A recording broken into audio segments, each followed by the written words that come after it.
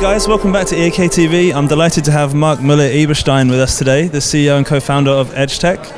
Hi Arhan, it's a pleasure to be with you and your audience. Thank you. So how are you enjoying the summit so far? I've actually been very, very positively surprised. When they reached out in April, I thought it's a small event, a little bit government relations, some of the startups, a little bit just here to learn and a little bit of sharing from what we have learned over the last 4 years in the blockchain space.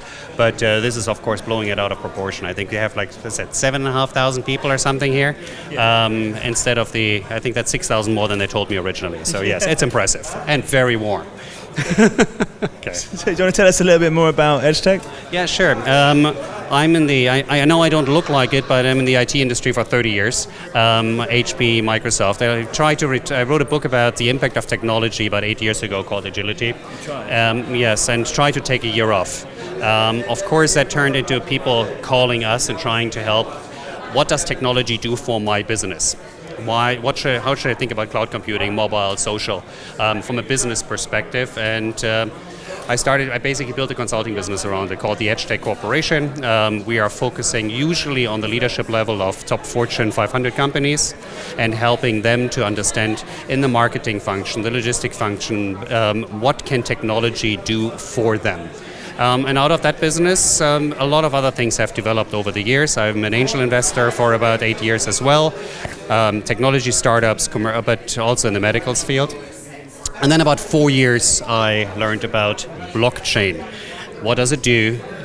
What can it do? The whole cryptocurrency space, but also the technology itself. And I started to put my money where my mouth is and dove right in. And it's a rabbit hole, right? Like, if you start to look into it, you can't get out of it anymore. It's exciting. I met some really, really interesting people.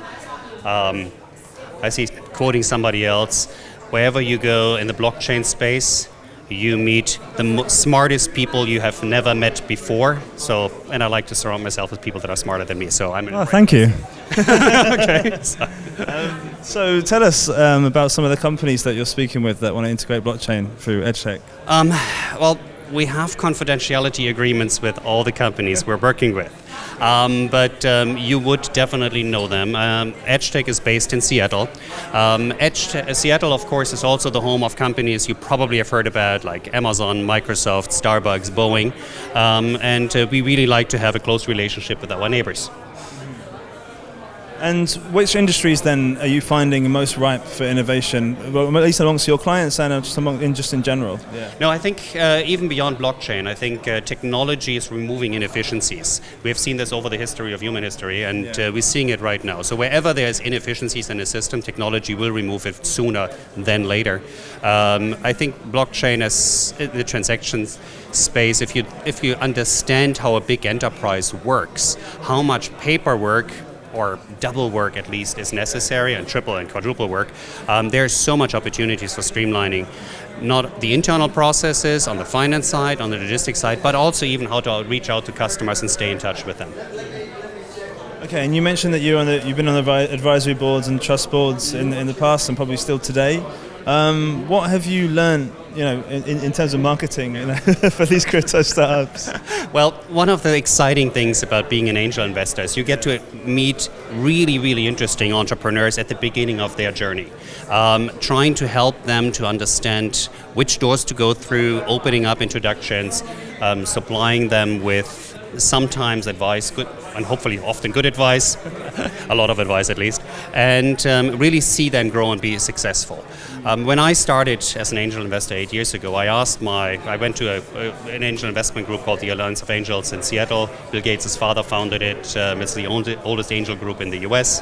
And I asked one of the senior investors next to me and said, how long do you do this? And he said 10 years. And I said, okay, what did you learn to predict the success of a company? Because at the key as an investor is you don't want to lose your money. So how do you predict it? And he said, well, 10 years ago when I started, I thought it's about 20% idea and concept and 80% the people that are determining the success. He said, okay, so now 10 years later, he said it's 2% idea and 98% people.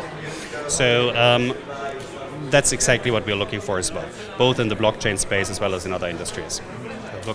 Yeah. So obviously we're in Malta. They've just passed some regulatory framework for blockchain. Mm-hmm. What's your philosophy on regulation and blockchain? That's how much time do we have? So I'm very excited to see a country being agile enough to see the potential of a new technology, not stifling and not bringing it down. I'm working with the governor's office of the state of Washington, and we are really trying very hard to making sure that our legislators, and not only them, but the regulators, really understand the potential and how to make life not unnecessary hard. From a US perspective, I just had a conversation with a company that moved from Europe to the US to be able to do their ICO there and take US money. And I thought it was ridiculous when they said their legal bills were nearly $600,000. And I said, you should, as a startup, you should put this in developing of your product and not carry it to the attorneys. I know the attorneys, you don't like that, but I think for entrepreneurs to create things, this is where the money needs to go, into the creation of the product and the customer experience, not into the legislation environment. So it needs to be easy for them to do. In a country like Malta or Gibraltar, or I mean a lot of other areas, like even the US, the state of Wyoming, see that opportunity and trying to make it easier as far as it's in their power, for sure. How do you see the blockchain space developing? Do you expect that in the future people are going to be using blockchain applications without even knowing it? Oh, absolutely. I mean, it's like becoming that, I would say we will be in a world where you do something and it will sound like, oh, I'm using it based on blockchain. It will sound as ridiculous, like my app works with the internet. I mean, that was a cool selling feature about 15 years ago. Yeah. But I think, yes, it will become ubiquitous. It's I think the scaffolding that brings transparency, accountability, and even security to so many areas. And what we will care about is what's built on top of it. The experiences, the customer experiences, even us as citizens, the experiences we have. And we really don't care about the protocols that are underlying and making it possible, but of course they are necessary, and those are the building blocks we are together, I think, creating today.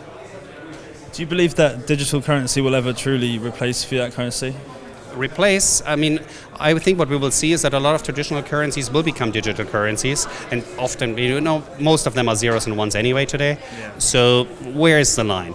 I think what you ask, what people are more thinking about is what about a government-controlled cryptocurrency and a currency like Bitcoin that has been, there is no central control.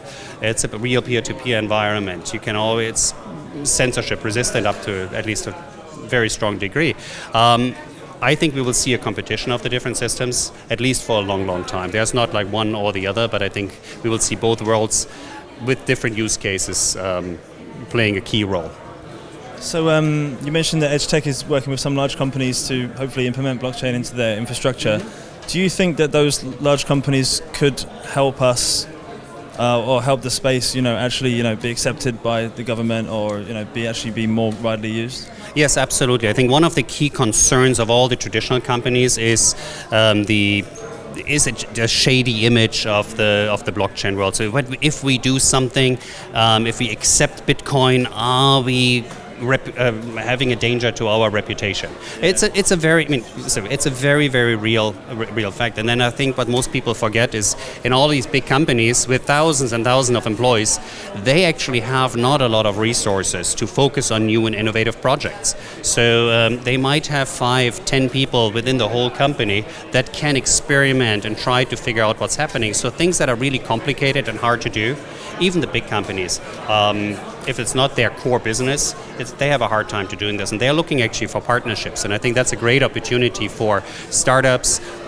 I said a little bit bigger than startups these days. I just talked with a company out of China that has 50 people and runs the shipment container business for one of the largest shipping companies. They adding real value to real businesses, and bringing those two together, I think, unlocks huge potential for all of us. So given your almost holistic knowledge of the blockchain space, where do you think will be the next Malta? I think it's a competition right now of countries that are starting to understand what's necessary. Malta is one. We just got approached by Cape Verde and Mauritius. There's actually one that is very close to my heart. It's where blockchain technology really could make an impact on humanity and save potentially millions and potentially dozens of millions of lives. If you're looking down to the African continent, what I didn't really just learned is the Democratic Republic of Congo is supplying most of the minerals that are ending up in our batteries today. Cobalt, coltan, lithium. And those are very, very often mined under horrible human conditions, child labor, human abuses in unparalleled scale, and all driven by these conflict minerals. Now there's an election coming in December, and we are working with the leading opposition party at this point, and they have committed actually to say if they win the election in December, they will put their country on the blockchain. So we have partners already lined up that are committed within 3 months after the election to create a voting system, registration system, as well as a system for the digital tracking of the whole supply chain for minerals. So companies like Intel, Tesla, ARM, and so on, they can actually buy conflict-free minerals for their equipment, because today they can't. We hope within 6-7 months after the election they can.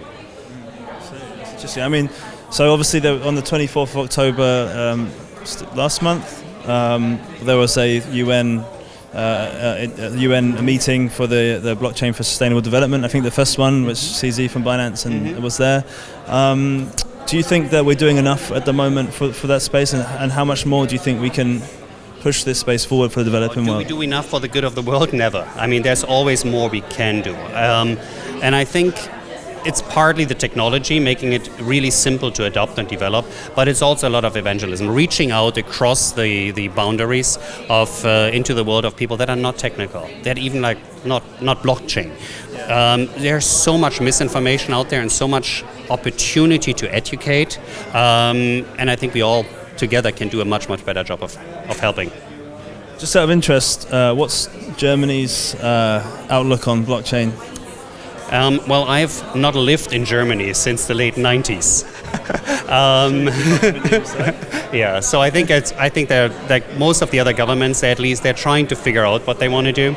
And every big tanker is much harder to steer than a smaller speedboat. Usually, I think if you look at the history of the last with Industry 4.0, I think they understand the opportunities and they don't want to shut it down. But here in Europe, you have so much flexibility to select the jurisdiction that is the right for your project, for your company, for your environment and your customers. And I think we will see more and more of companies moving around. So I think one of the companies we're strongly believing is a TV2 out of Germany that moved to Liechtenstein, for example, is a good example. But I think we see innovation all around the world.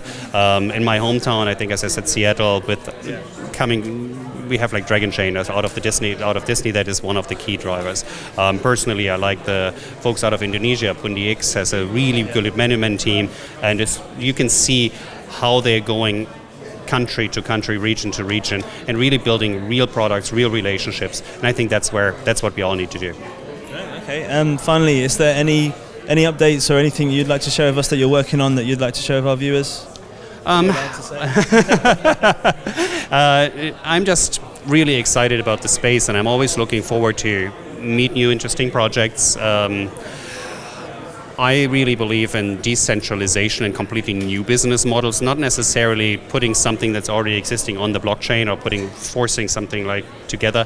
I don't think that makes a lot of sense. But I think what brings the key value that I think is going to revolutionize our environment over the next decade. So I'm very much looking forward to communities that are thinking about decentralization and see how we can work together and bring those values to mostly the people that do not have access to alternative systems today. Great. Well, listen, thanks so much for your time today. Oh, Aaron, it's a pleasure and honor to be here. Thank you. Okay, guys, that's EAK TV. Don't forget to subscribe. Thanks for watching.